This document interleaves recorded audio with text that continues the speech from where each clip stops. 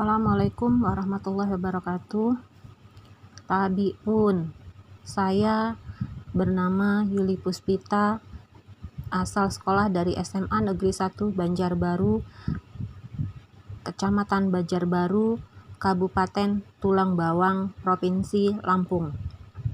Saya akan memperkenalkan bagaimana pendidikan inklusif yang sedang digalakkan oleh pemerintah.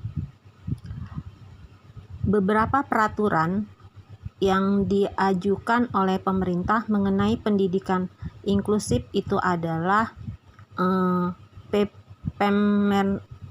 Permendiknas nomor 70 tahun 2009 tentang pendidikan inklusif bagi peserta didik yang memiliki kelainan dan memiliki potensi kecerdasan dan atau bakat istimewa. Khususnya terdapat pada pasal 6 ayat 1 sampai dengan 3, yaitu 1. Pemerintah kabupaten ataupun kota menjamin terselenggaranya pendidikan inklusif sesuai dengan kebutuhan peserta didik.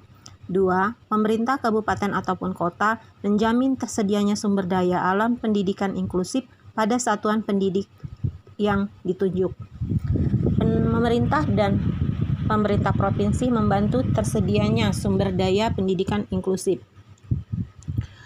Peraturan di atas menunjukkan bahwa seluruh pemerintah daerah harus menjamin terselenggaranya pendidikan inklusif di daerahnya masing-masing, minimal dalam satu sekolah penyelenggaraan pendidikan inklusif dalam satu kota. Hal ini perlu untuk memastikan bahwa semua warga negara berhak untuk mendapatkan layanan pendidikan. Penerimaan peserta didik berkebutuhan khusus seyogyanya melibatkan berbagai unit terkait, antara lain orang tua, peserta didik, sekolah, rumah sakit, atau puskes dan dinas pendidikan setempat.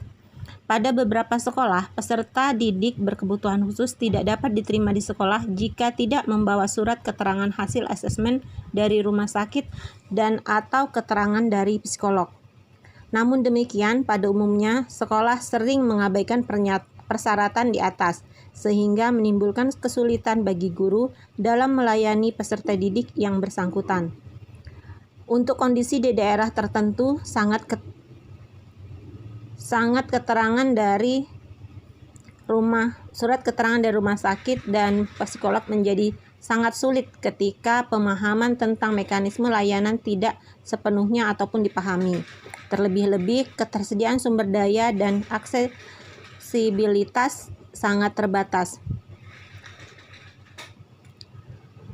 Secara grafis, mekanisme penerimaan peserta didik berkebutuhan khusus di sekolah penyelenggara pendidikan inklusif disajikan dalam skema, yaitu adanya pihak rumah sakit, orang tua, sekolah, dan dinas pendidikan ini saling ketergantungan. Sekolah yang menerima anak berkebutuhan khusus mengajukan proposal ke dinas pendidikan, penyelenggara pendidikan inklusif, kemudian tentang kesiapan penyelenggara pendidikan inklusif. Kemudian dinas pendidikan kabupaten menindaklanjuti proposal dari sekolah. Kemudian dinas pendidikan kabupaten tersebut melakukan visitasi ke sekolah yang bersangkutan. Sehingga dinas pendidikan provinsi menetapkan sekolah yang bersangkutan sebagai penyelenggara pendidikan inklusif dengan menerbitkan surat keputusan ataupun surat penetapan.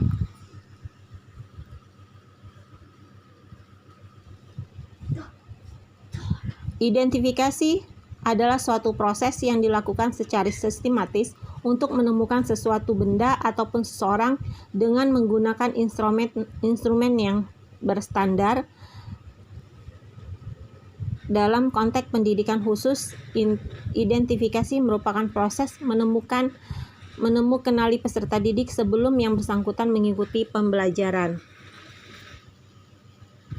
Kemudian, setelah proses identifikasi, kita melakukan proses assessment, yaitu adalah upaya untuk mengetahui kemampuan-kemampuan yang dimiliki ataupun hambatan ataupun kesulitan yang dialami, untuk mengetahui latar belakang mengapa hambatan kesulitan itu muncul, dan untuk mengetahui bantuan apa yang akan dibutuhkan oleh yang bersangkutan berdasarkan data hasil asesmen tersebut.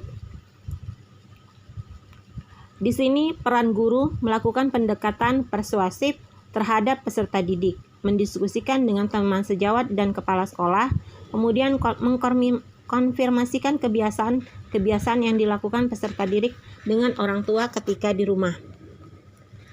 Sedangkan peran orang tua ini adalah mengkoordinasikan dengan rumah sakit, kemudian mengkonsultasikan dengan dokter anak ataupun psikolog, dan berkoordinasi dengan sekolah khusus ataupun sekolah luar biasa terdekat. Sedangkan peran dari kepala sekolah itu adalah berkoordinasi dengan sekolah khusus, sekolah luar biasa terdekat, kemudian melaporkan kepada dinas pendidikan setempat, dan sekolah membuat proposal penyelenggaraan pendidikan inklusif.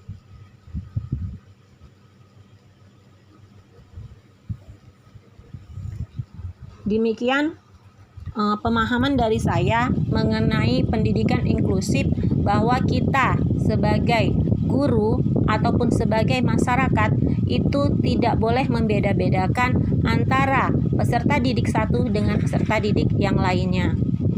Saya rasa itu saja.